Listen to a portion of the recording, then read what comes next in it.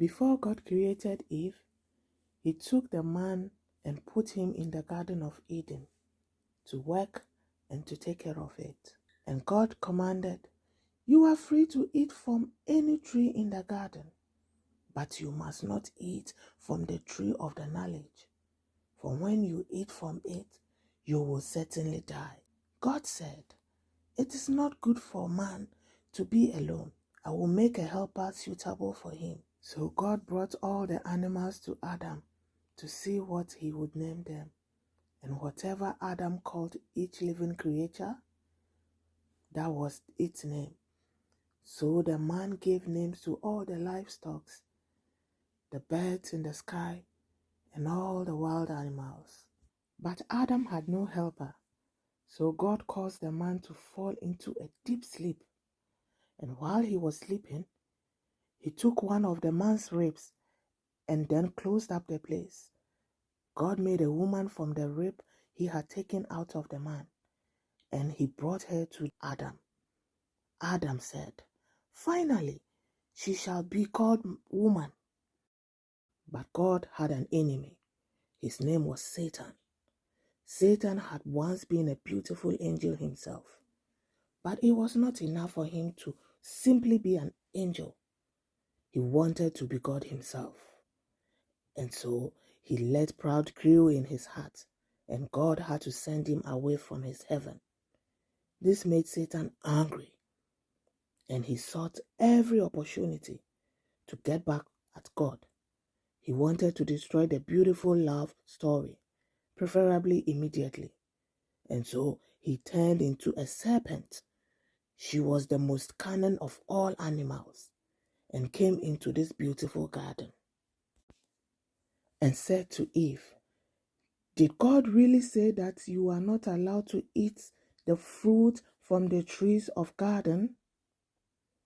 Eve replied, "Of course, we can eat them, but only the fruit of the tree in the middle of the garden we are not allowed to eat. Yes, not even to touch it, or else we will die."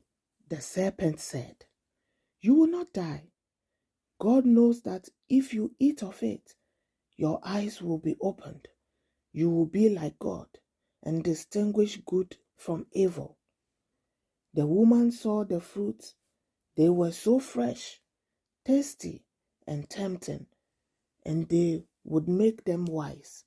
So she took the fruit, ate it, and gave some to her husband too. At that moment, the eyes of the two were opened, and they suddenly noticed that they were naked.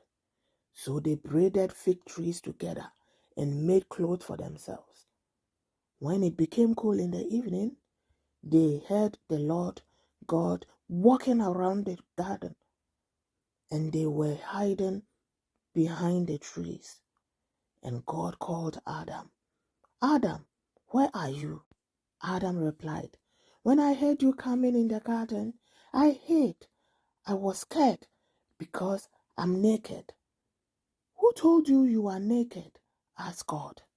"Have you eaten from the tree I commanded you not to eat from?" Adam replied, "The woman you put here with me, she gave me a fruit from the tree and I ate it." Then God said to the woman, "What have you done?" The woman said, "The serpent deceived me and I ate it."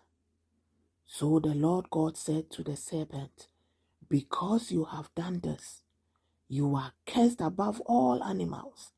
You will crawl on your belly and you will eat dust all the days of your life." Then God said to his wife Eve, "With great difficulty and pain will you give birth to children. You will look after your husband, but he will rule over you." And he said to Adam, "Because you listened to your wife and ate the forbidden fruit, the earth will be cursed because of you. All your life, you will have to work in the sweat of your brow to feed yourself until the day you return to dust from which you were taken."